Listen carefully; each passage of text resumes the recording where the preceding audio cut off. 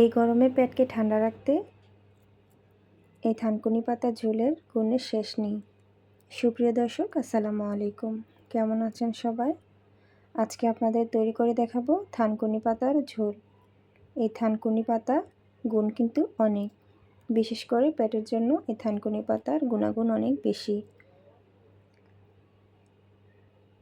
এখানে আমি থানকুনি পাতা নিয়েছি। থানকুনি পাতাগুলো একটু বেছে নিচ্ছি। এই থানকুনি পাতা পেটের জন্য, বিশেষ করে আমাশয়, ডায়রিয়া জন্য বেশ উপকারী। এই গরমের মধ্যে যদি আপনারা পেটকে ঠান্ডা রাখতে চান, তাহলে এই ঝোলটা রান্না করে অবশ্যই একবার হলেও খাবেন। এই পাতাটাকে অনেক জায়গায় অনেকেই ট্যামলকি পাতা বলে, আদা গুনগুনি পাতা বলে। আর এখানে আমি ঝোল রান্না করার জন্য যে উপকরণগুলো নিয়েছি দেশি আলু, আর নিয়েছি চিংড়ি মাছ। যে কোনো মাছ দিয়ে এটা রান্না করা যাবে। এত কম সময়ে রান্না করা যায়, আপনারা বাসায় বানিয়ে দেখবেন। প্রথমে আলুটাকে আমি সিদ্ধ করে নিচ্ছি। আর আমার যদি এই ভিডিওটি আপনাদের কাছে ভালো লেগে থাকে, একটা লাইক দিয়ে চ্যানেলটা সাবস্ক্রাইব করে দিবেন প্লিজ। চুলায় কড়াই বসিয়ে দিলাম, দিয়ে দিচ্ছি সামান্য তেল, দিয়ে দিচ্ছি শুকনা মরিচ আর জিরা। এগুলাকে একটু ভেজে নিচ্ছি হালকা, একটু ভেজে নিলে একটা ফ্লেভার আসবে তার জন্য।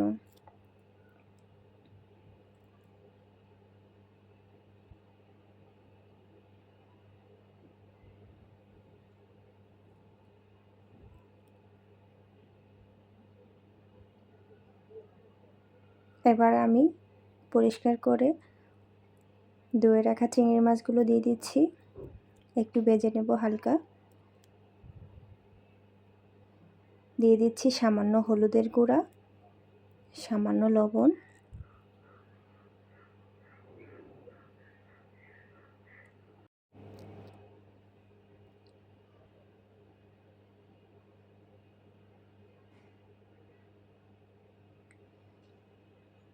সামান্য ভাজা হয়ে গেছে। এবার দিয়ে দিচ্ছি দেশি আলুগুলো। এই দেশি আলু দিয়ে এই পাতলা ঝোলটা রান্না করে খাবেন, দেখবেন অনেক বেশি ভালো লাগবে। আলুটাকে সামান্য কিছুক্ষণ ভেজে নিচ্ছি। এটা রান্না করতে বেশি সময় লাগে না, যেহেতু আলু সিদ্ধ করা ছিল আগে থেকেই। দিয়ে দিচ্ছি সামান্য মরিচের গুঁড়া, সামান্য রসুন পেস্ট। তেমন মশলা লাগে না এই রেসিপিটাতে।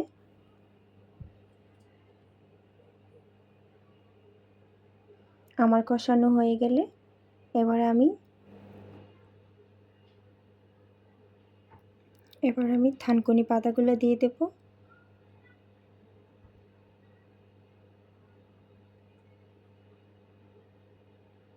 থানকুনি পাতাগুলো দিয়ে বেশিক্ষণ কষানোর প্রয়োজন নেই, কালারটা চেঞ্জ হয়ে যাবে। এই 1-2 মিনিট কষালেই হবে।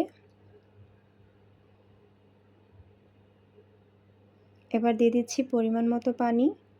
এখানে আপনারা ঝোলটা যে পছন্দ করেন, এটা পাতলা করে ঝোলটা খাওয়াই ভালো।